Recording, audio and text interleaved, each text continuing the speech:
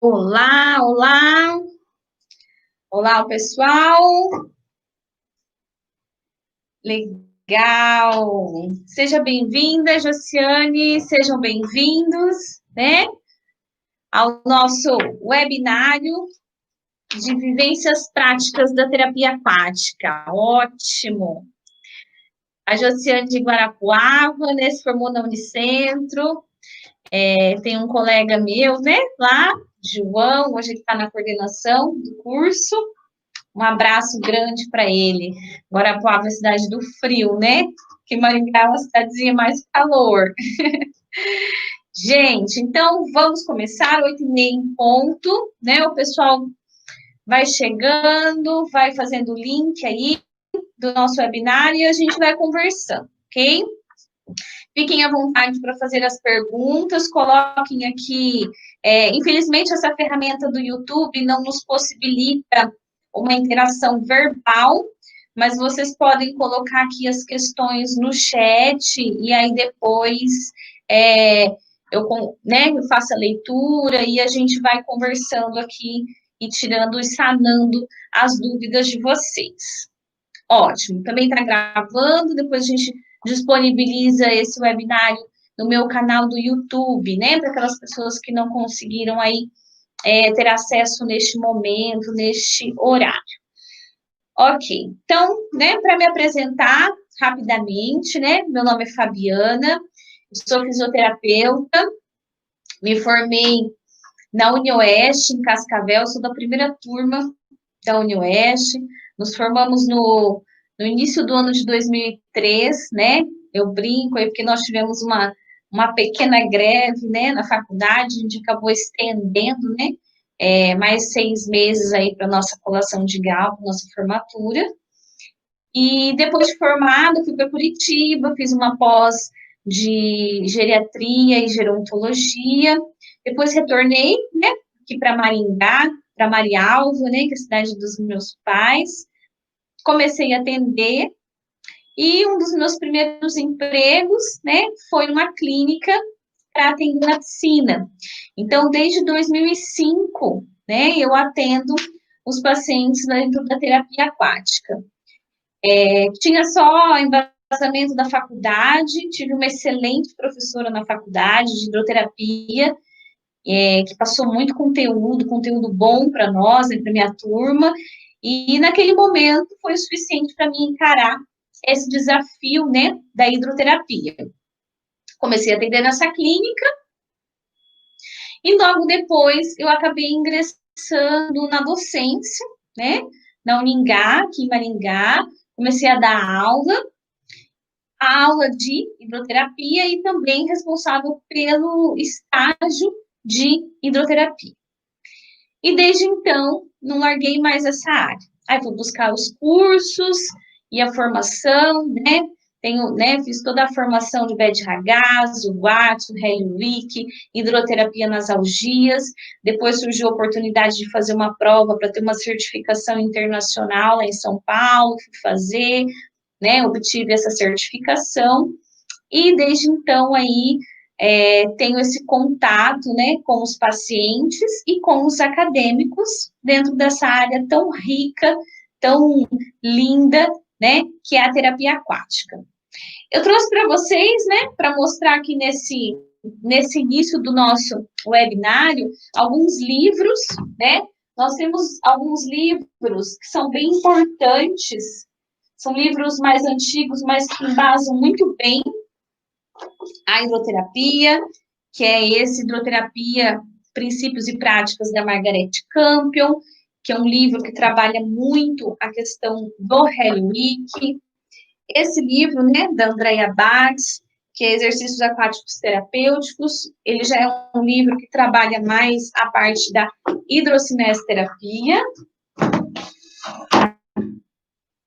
Daí nós temos um livro que é o que eu mais gosto, né, que eu acho ele sensacional, que é o ROT, da reabilitação aquática, porque ele traz tudo, né, em relação à terapia aquática numa linguagem muito boa.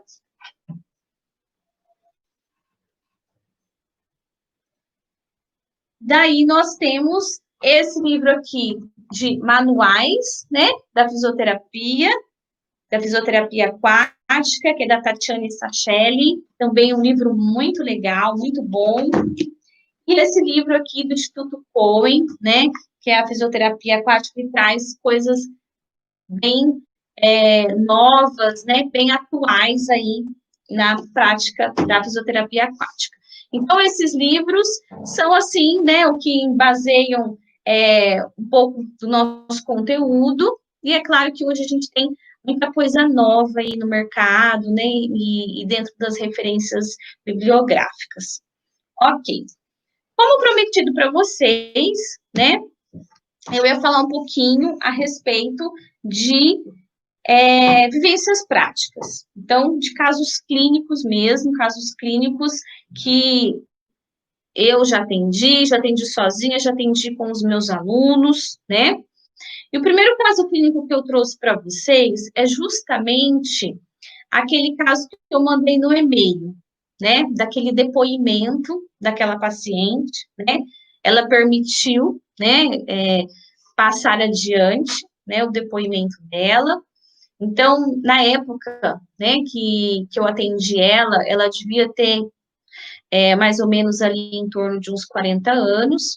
Vinha experimentando quadros álgicos na região cervical, e a dor né, irradiando para todo o membro superior, de uma forma muito constante, né, e muito grande, até que ela procurou vários médicos, né, vários locais ali em São Paulo, e foi diagnosticado, né, com síndrome do desfiladeiro cérvico-torácico.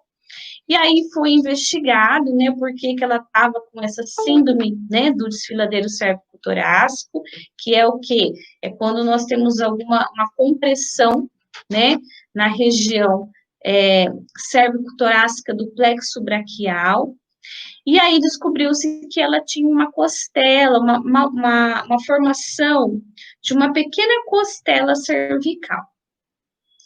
E aí ela entrou dentro de um processo cirúrgico, né, para retirada dessa costelinha, né, que se formou ali, e só que o quadro dela de dor era muito grande, né, ela já estava praticamente com uma paralisia de membro superior, e a dor dela também irradiava para o tronco, né, tanto para a parte anterior, para a parte posterior, e aí, né, a paciente com aquele quadro álgico, ela já começa a adquirir aquela postura antálgica, e na vivência do dia a dia, dentro dessa postura antálgica, né, vai desenvolvendo outros padrões anormais aí, e funcionais, né, anormais da funcionalidade, né, para o corpo dessa paciente.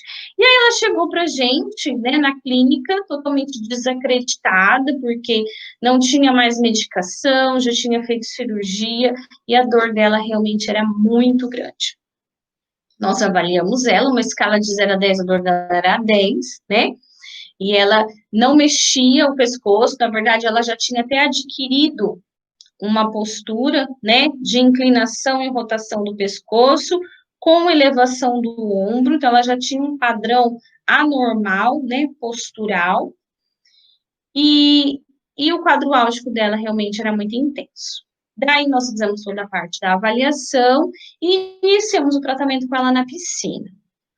Quando nós colocamos ela na piscina, gente, não deu para fazer logo de cara, né, os exercícios que até nós tínhamos planejado fazer com ela, né? Foi bem difícil, eu me lembro de nos primeiros dias, nós colocarmos ela na piscina, encostar ela na parede, pedir para ela fazer uma flexão de joelho, para descer, né, a água, né, deixar a água subir até o máximo possível aqui do pescoço, e aí nós íamos corrigindo a postura dela aos poucos, com ela encostada na parede e trabalhando o exercício respiratório. Eu me lembro como se fosse hoje, que no primeiro dia de atendimento dela, nós ficamos nessa postura, né? Porque a dor dela realmente era muito grande. Então, o que nós pensamos? Vamos deixar o meio aquático fazer esse efeito. analgésico, né, através do bombardeamento sensorial que nós temos na piscina e através do relaxamento com a questão da temperatura da água. Então, ela ficou, né, nessa sessão, nesse posicionamento, a gente trabalhando a parte respiratória. Aí, numa outra sessão, num outro momento, nós conseguimos realizar uma caminhada com ela na água, né, tentando sempre trazê-la para mais perto possível, ou mais imersa possível, né, porque eu sempre, né, falo assim, com os meus alunos, aquilo que eu preciso trabalhar, ele precisa estar em imersão. Então, se é o pescoço que eu preciso, que é o meu objetivo, eu preciso que esse pescoço esteja mais próximo ali da água, né? Claro que em alguns momentos não tem como a gente afundar tanto na posição ortostática, eu vou para supino, mas eu tenho que tentar, né? Pelo menos a água aqui até os ombros, a água aqui perto do queixo.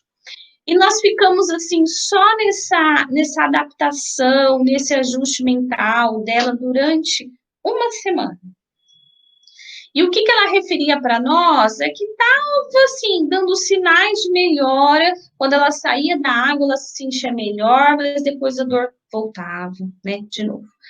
E nós fomos caminhando com ela de uma forma muito lenta, né? Aí, na segunda semana, nós conseguimos colocá-la em supino na água, porque não basta a pessoa não ter medo de água. Quando a pessoa está numa condição de dor, ou ela está numa condição de desgaste emocional, sabe, naquele sentido assim, eu já tentei todos os recursos de tratamento, então falando agora que esse recurso aqui, né, que vai fazer milagre, que é a terapia aquática, que vai, né, me sarar, a pessoa vem meio desacreditada. Então, eu não posso já pegar ela de cara e colocá-la em supino e tentar desenvolver alguns exercícios com ela em supino, BDH, Zulato, enfim. Eu preciso criar um vínculo, eu preciso ganhar a confiança dela. Então, na segunda semana, nós conseguimos colocá-la em supino e trabalhar um relaxamento global. O nosso foco era um relaxamento global, para tentar trabalhar muito também a questão psicológica, né, e emocional dessa paciente. Lá pela terceira, quarta semana, que nós conseguimos, né, fazer pequenas mobilizações no pescoço e no ombro dela, na cintura escapular, com ela em supino, tá? Então, a paciente está em supino com colete cervical, cinto pélvico, mas ela está com muita dor.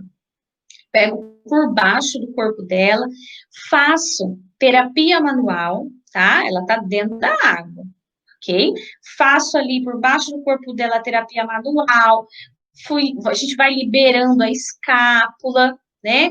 E aí a gente vai conseguindo melhorar esse movimento, junto do deslizamento da água, ela vai soltando o corpo, e aí a gente consegue uma diminuição do quadro álgico dela. Mas ela ainda estava com aquele colete cervical que a gente tem, né? Aquele colete que passa aqui. Mas o meu maior desafio era o quê? Eu precisava mobilizar o pescoço dela, porque o pescoço dela estava travado. Só que com o colete cervical, eu não conseguia pegar o pescoço dela para mobilizar. Então, foi todo um processo de confiança, né?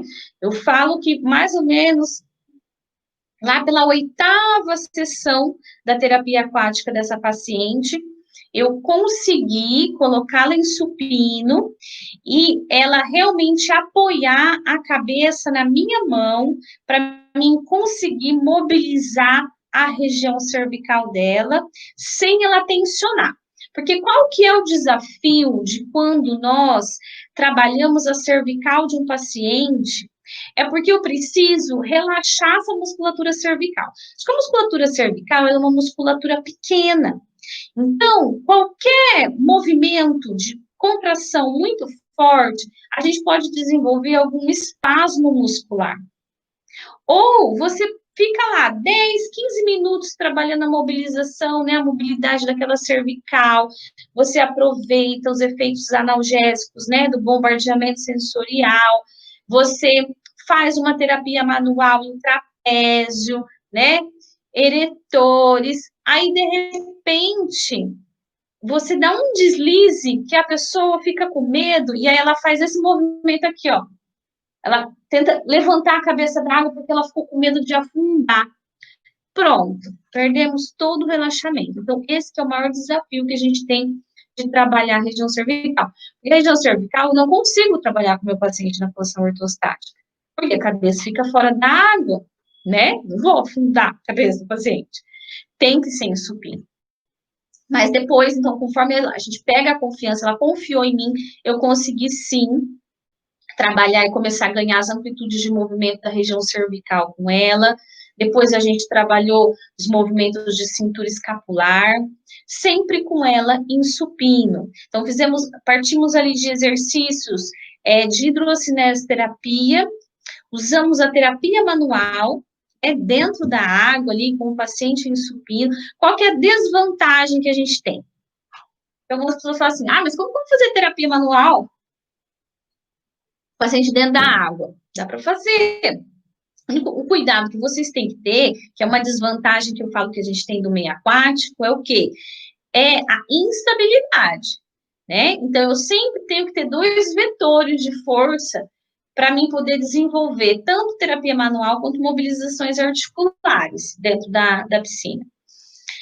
E aí nós fomos trabalhando, e conforme foi melhorando a dor dela, os aspectos emocionais e psicológicos também começaram a melhorar, a gente começou a ajustar novamente a postura dela, porque aí nós fomos liberando as articulações, liberando as tensões e trabalhando os movimentos funcionais, os movimentos articulares dentro da sua biomecânica normal. E aí a gente foi conseguindo dar o quê? Qualidade de vida. Tá? Mas todo esse processo, né, dessa paciente, né, para quem entrou agora, a gente está falando de uma paciente que tem síndrome do desfiladeiro cérvico-torácico, porque ela tinha o desenvolvimento de uma costela cervical, tá? Todo esse processo, né, foram quase 5 anos aí de terapia aquática. Até que realmente ela ficou bem, ela recuperou e teve uma excelente qualidade de vida, inclusive foi para São Paulo, falou muito bem da terapia aquática e seguiu a vida dela. É igual no depoimento que eu mandei para vocês, que ela colocou, que depois ela casou, teve filhos e tudo mais. Agora, recentemente, né, já fazem alguns anos, já faz mais de 5 anos que ela está longe da piscina, ela me procurou de novo, que ela está sentindo falta, né? E aí nós estamos revendo aí alguma forma, algum canal aí da gente poder realizar novamente os atendimentos com ela. Porque realmente o que salvou, né, ela fala que o que salvou a vida dela, né, eu digo que o que reabilitou mesmo o quadro dela funcional foi a terapia aquática, tá? Porque ela possibilitou o efeito analgésico, livre de descarga de peso, e aí a gente conseguiu devagar e trabalhando as liberações musculares e as mobilizações articulares que eram pertinentes para o caso dela. E aí a gente conseguiu recuperar. Esse é o nosso primeiro caso. Se alguém ficar com alguma dúvida, escreve aqui no nosso chat, tá bom? Que eu vou lendo, depois a gente conversa e eu tiro as dúvidas de vocês. Gente do céu, eu falo muito. Ó, segundo caso clínico, né, que eu trouxe para vocês aqui. Nossa, essa paciente me marcou também. Era uma garota, eu falo garota, né, porque ela tinha 19 anos. E ela ela teve um comprometimento, uma anóxia cerebral, quando ela nasceu. E suspeita-se de uma paralisia cerebral, né, lógico, mas muito leve. A parte do desenvolvimento motor normal dela aconteceu normalmente, né? Conforme ela foi crescendo. Ela sentou, ela engatinhou, ela andou, ela pulou e ela desenvolveu super bem. Só que ela teve um comprometimento, que foi o quê? O déficit visual, né? É um desafio, gente. Eu não sei aí o pessoal que tá aí, né, que está assistindo a gente, se vocês já atenderam, né, pacientes com déficit visual, deficiência visual. É bem difícil, vou dar algumas dicas para vocês, mas é muito prazeroso. Também é um trabalho de confiança extrema, né, do paciente com o terapeuta.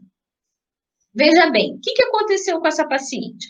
Quando ela tinha uns 19 anos, então assim, ela nasceu, ela sempre foi, né, deficiente visual.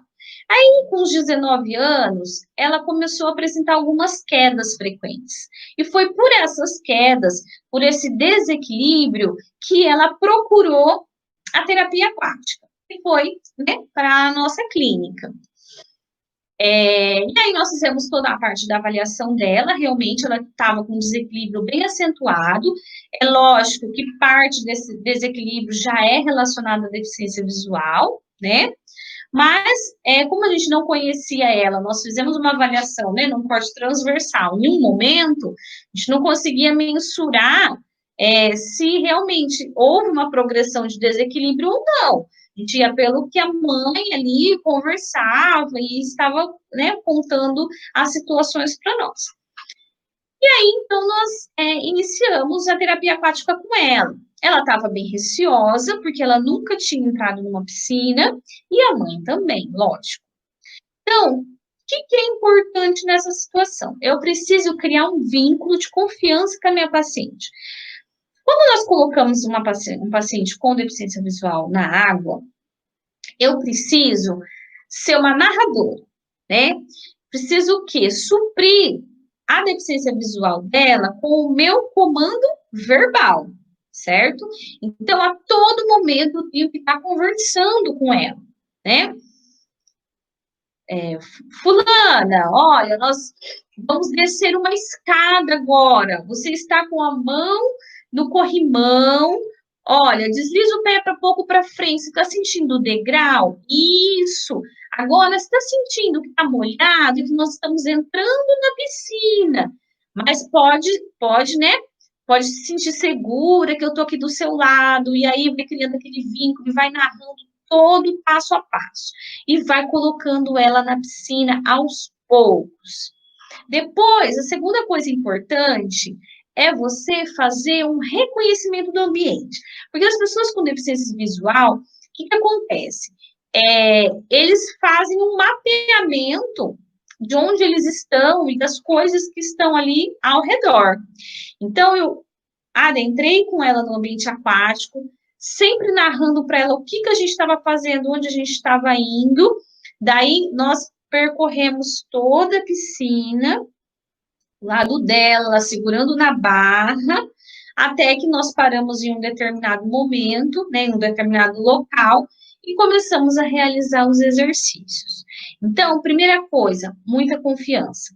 Segunda coisa, narração, narrativa, tipo de futebol, né? Tem que narrar tudo que vocês estiverem fazendo para esse paciente com deficiência visual, tá? E depois você, né, fazer o reconhecimento do ambiente com ele. E aí ela foi realmente ficando, né, bem adaptada ao meio aquático.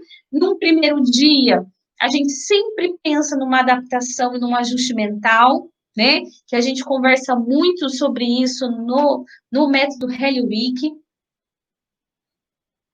onde nós trabalhamos o que? Esse ajuste, esse desprendimento do paciente. E, ao mesmo tempo, a confiança dele em você.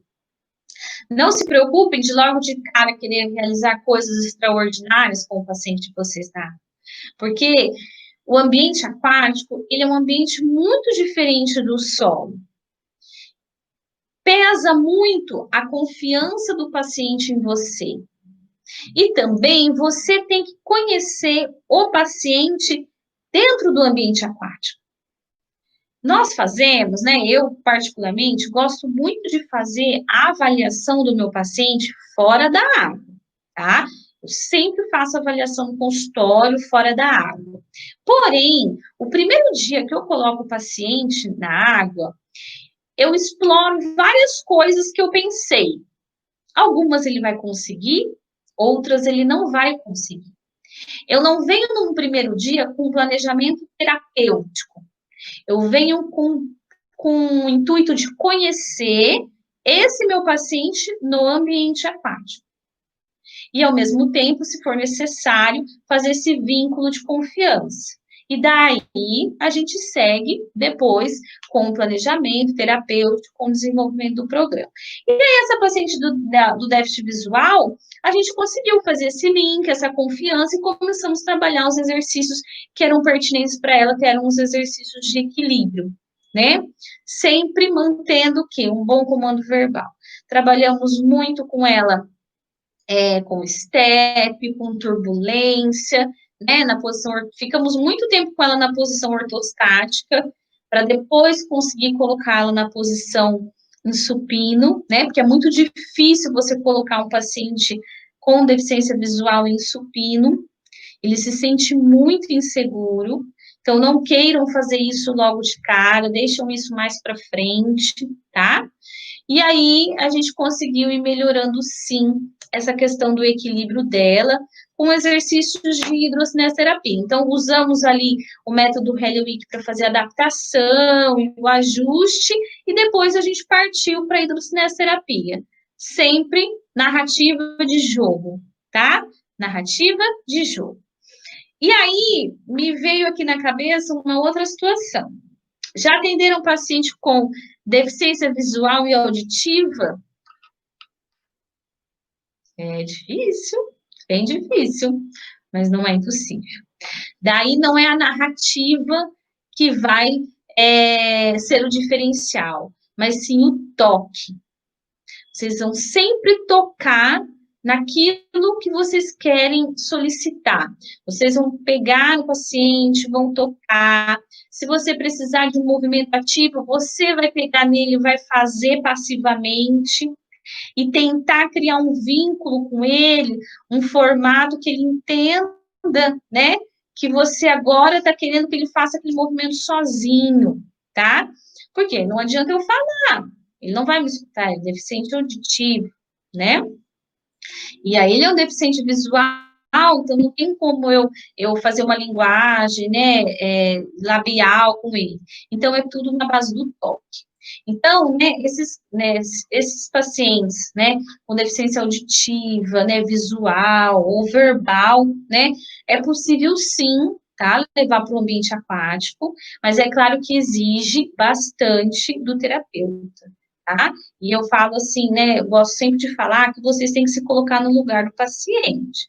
Então, assim, não adianta simplesmente ir fazendo as coisas por eles gostam de serem respeitados. Então, você precisa achar um canal, né, um vínculo para poder desenvolver a terapia com ele. E essa paciente desenvolveu super bem, melhorou, e depois a gente até conseguiu evoluir ela para alta, ok? Ótimo. Agora, o nosso terceiro caso clínico, ok? O terceiro caso clínico é da ortopedia. Quem gosta de ortopedia? Gente, esse caso foi muito legal. Foi assim, ó. Me fala muito legal, né? Porque a gente tem um olhar terapêutico, né? Mas para a pessoa, tadinha, estava sofrendo. Foi um senhor, ele foi atropelado por um triciclo numa feira, né? Não sei como. E ele fraturou o acetábulo e a cabeça do fêmur. Foi uma fratura bem importante. Claro que teve que fazer cirurgia, né? Colocou pino, né? Ele não precisou substituir a cabeça do fêmur, fazer uma artroplastia, né? Mas ele teve que ficar muito tempo imobilizado. Quando ele veio para nós, na hidroterapia, ele estava com 5 meses de pós-operatório, tá? 5 meses de pós-operatório. Aí ele ainda não podia descarregar nada de peso. Então, pensa, o paciente 5 meses na cadeira de rodas, como que estava a parte muscular dele, né? Atrofia muscular, grandes encurtamentos, fora o quadro de dor.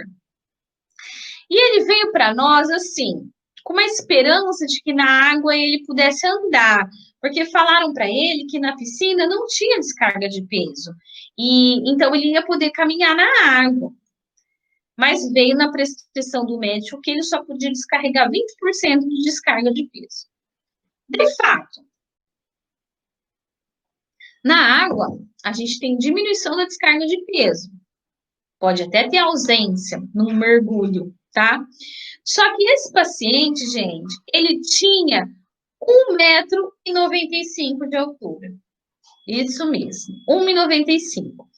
E a nossa piscina tinha 1,20 m de água.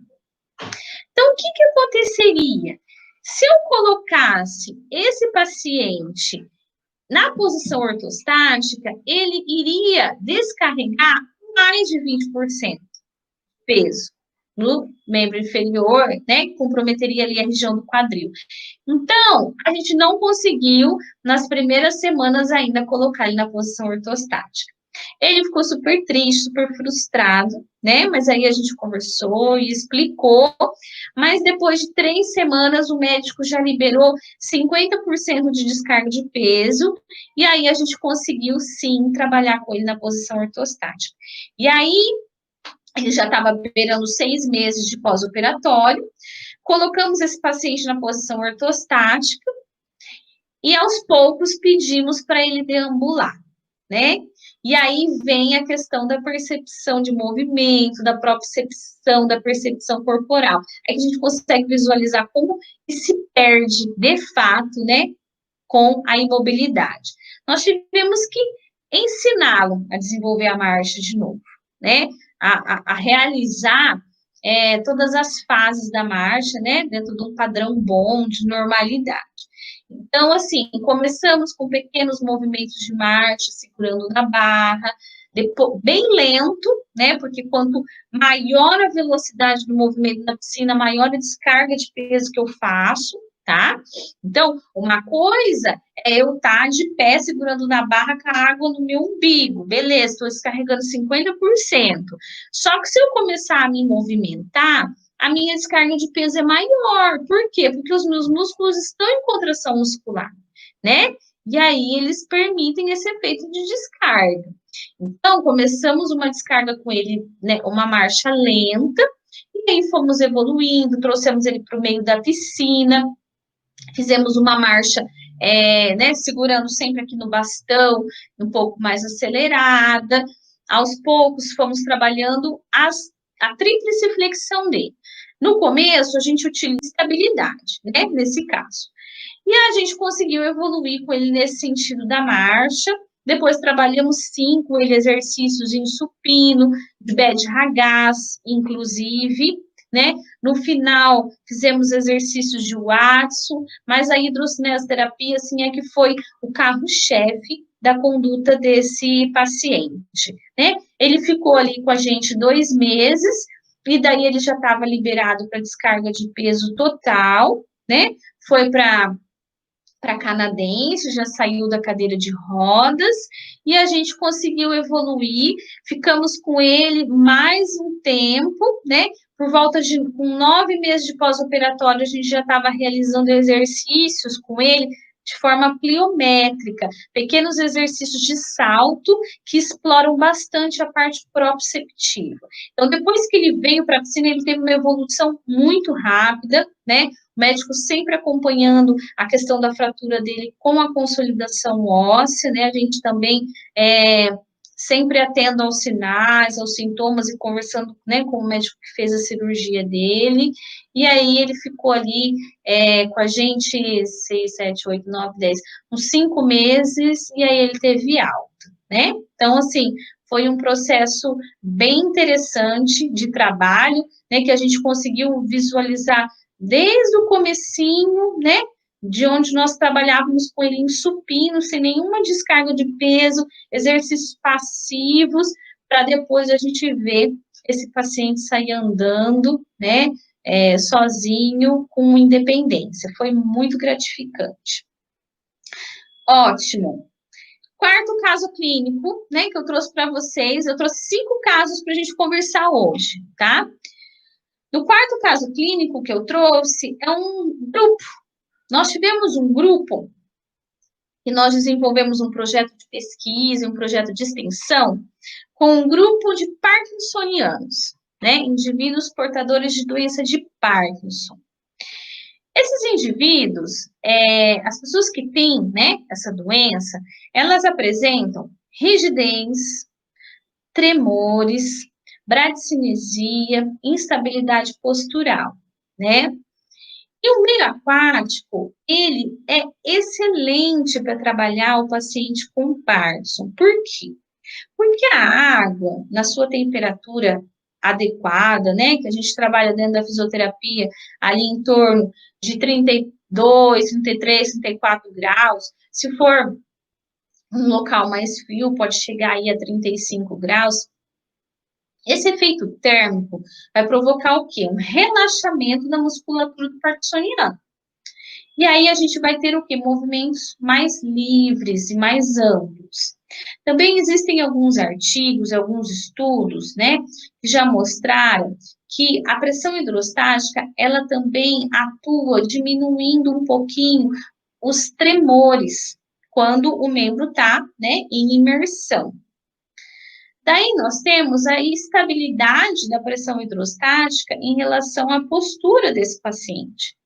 Então, ele em uma posição estática, ele consegue estar mais equilibrado no meio aquático do que se ele estiver fora do meio aquático. E o mais interessante de tudo é a bradicinesia, que é o quê? A lentidão e a dificuldade para ele fazer os movimentos. Como no ambiente aquático a gente sente a água, né? Eu sinto a água. Por quê? Existe um bombardeamento sensorial. Então, tudo que eu movimento, que eu faço, está mandando informações para o meu sistema nervoso central. Então, eu estou o quê? Melhorando a percepção do movimento. Então, isso melhora o desempenho, né, das tarefas, podendo influenciar em aspectos da bradicinesia. Então, todos os sinais cardeais, né, os sinais clínicos do paciente com doença de Parkinson, eles são muito bem tratados na água. E aí tem mais uma coisa, que é o componente emocional e psicológico. E aí, quando eu coloco esse paciente, né, em grupo, e eles se interagem entre si, e um reconhece e vê que a doença não tá difícil só para mim, mas está difícil para o meu colega, ou eles trocam ideias de como melhorar algum aspecto funcional, algum aspecto de atividade de vida diária, essa troca de conversa, né, entre o grupo, isso também faz muito bem. Então, é bem interessante, né, a gente conseguir trabalhar em grupo com pacientes com doença de Parkinson.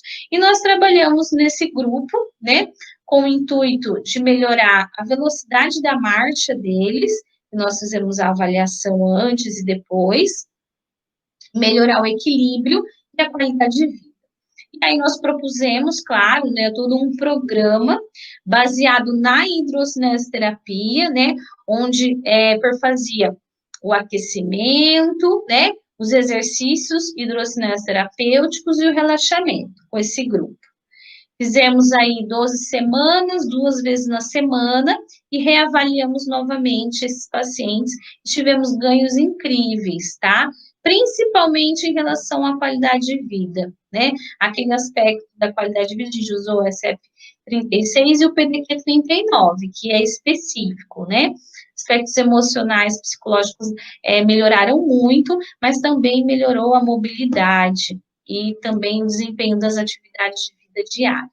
Então, a água trabalha o relaxamento, e aí a gente desenvolve exercícios livres, porque os exercícios livres para o paciente parkinsoniano vai melhorar a questão da bradicinesia e vai melhorar a mobilidade articular, né?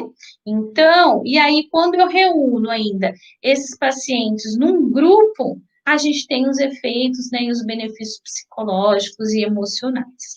Então, se vocês tiverem, né, a oportunidade ou já tiverem um paciente com doença de Parkinson, né, no início, né, ou uma fase mais avançada, coloca esse paciente na piscina, porque ele vai ter ganhos incríveis no meio aquático, desde que a água realmente seja aquecida, tá? E o nosso último caso clínico, né, que eu trouxe aqui para falar com vocês, é o quê?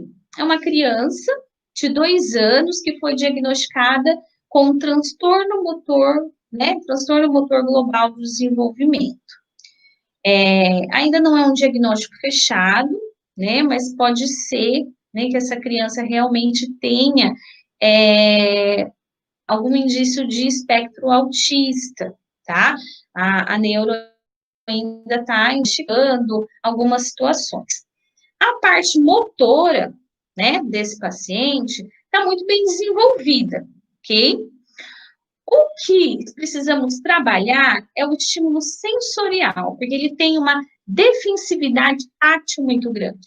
Então, assim, quando a gente vai tentar abordar essa criança, né, tocar nela, ela tem aquela defensividade tátil, certo? E aí foi indicada a psicomotricidade aquática. Qual que é a maior vantagem que a piscina vai poder dar para essa criança? A vantagem que ela vai dar para essa criança é o bombardeamento sensorial. Porque é como se ela tivesse, enquanto ela está no ambiente aquático, ela é como se ela tivesse a todo momento tocada por alguém, que na verdade é a água, né? Então, ela desenvolve, né, as sinapses e esse bombardeamento de sentidos, né? Tátil, sensórico, térmico. Então, ela, como se ela estivesse sendo realmente tocada e abraçada durante todo esse momento da terapia aquática. Então, a gente vai dizer, né, a gente desenvolve com ela várias atividades lúdicas e atividades motoras, né, voltadas à psicomotricidade, mas o quê? Visando, né, estimulando muito a questão da turbulência, para que realmente ela sinta e ela tenha esse contato firme com a água. Então, esse contato dela no ambiente aquático que vai o quê? Melhorar a defensividade que ela tem tátil, né? E aí trazer os outros benefícios aí, principalmente também em relação a aspectos psicossociais e emocionais, e de interação também com o meio e com outra pessoa, que essas crianças podem apresentar e podem desenvolver, tá? Pessoal, alguma dúvida? Fiquem à vontade, coloquem aqui no chat, ok? Bom, eu queria realmente, né, trabalhar esses 5 casos clínicos com vocês, né, trazer esses casos para a gente falar um pouquinho. E aí também, aqui, deixa eu ver aqui, Ariel, vocês fazem um Hello Week com essa criança? Sim, com certeza. Quando a gente trabalha com criança, né, no caso, essa criança tem 2 anos, né, crianças até 5, até uns 6 anos, dependendo do comprometimento cognitivo e mental, a gente trabalha basicamente a técnica de Hello Week. Essa criança, ela fica o tempo todo no meu colo, e eu vou trabalhando, né, os estímulos da psicomotricidade dentro das fases do Hello Week. Então, primeiro eu começo com o ajuste mental e o desprendimento, depois eu vou para a parte de controle das rotações, o equilíbrio estático. Então, eu vou passando pelas fases do Hello Week, né, mas pensando também dentro dos aspectos da psicomotricidade. É muito difícil trabalhar com crianças assim, a parte da hidrocinese-terapia, ou BET-RAGAS, né? Não, a gente trabalha quase que exclusivamente o método Hello Week, tá? Tem uma pergunta. Quais as principais vantagens terapêuticas de trabalhar a marcha no meio aquático? A vantagem terapêutica de trabalhar a marcha é o quê? Primeiro, eu tenho uma ausência de descarga de peso. Então, se o meu paciente tiver algum comprometimento em que ele não consiga ter um suporte muscular para lutar contra a força da gravidade, para poder manter uma postura e desenvolver a marcha, no ambiente aquático eu já consigo. Outra situação, tem pacientes que têm dificuldade de fazer a tríplice flexão, né? essa fase da marcha, da tríplice flexão, apoio de calcanhar, ela é extremamente importante. E dependendo do quadro do seu paciente, seja neurológico, seja ortopédico, e ele não consegue levantar a perna para desenvolver a marcha, na água ele vai conseguir, porque o impulso e a flutuação ajuda ele. E eu também posso me munir de equipamentos, né, de flutuação para ajudar ele a desenvolver esse movimento da tríplice flexão. A outra situação é que nós temos um efeito físico que chama pressão hidrostática. Ele vem de todos os lados em volta do corpo do paciente. Então, ele suporta o paciente. Então, pensa, o paciente está suportado de todos os lados, ele não tem que vencer tanta ação da gravidade e ainda tem uma força que ajuda ele a levantar a perna para dar o passo. Então, é muito mais fácil para o meu paciente desenvolver a marcha no ambiente aquático.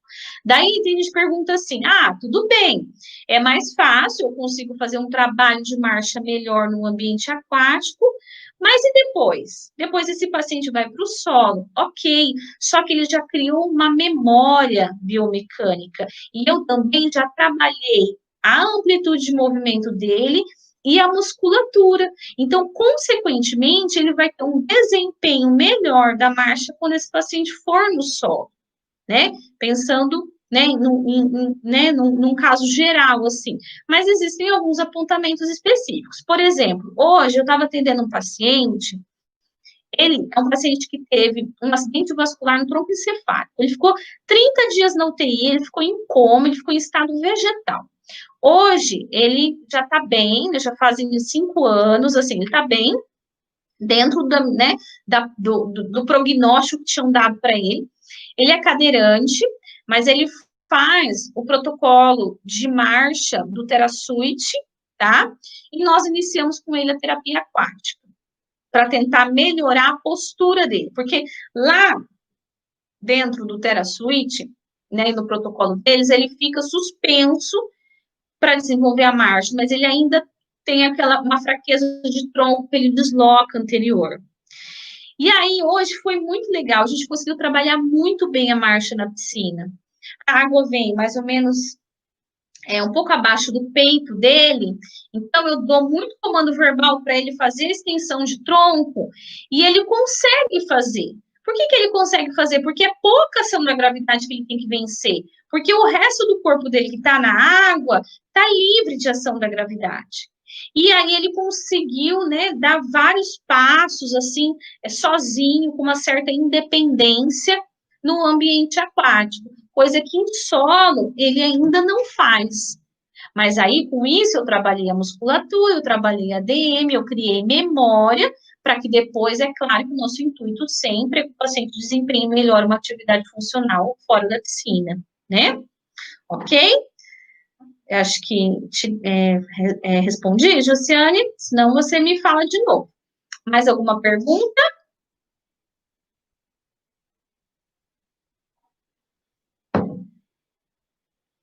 Pessoal, vocês têm o meu e-mail, vocês fiquem à vontade, tá? Se vocês quiserem me perguntar qualquer coisa, ok? Também pelo Instagram. E aí, para nós fechar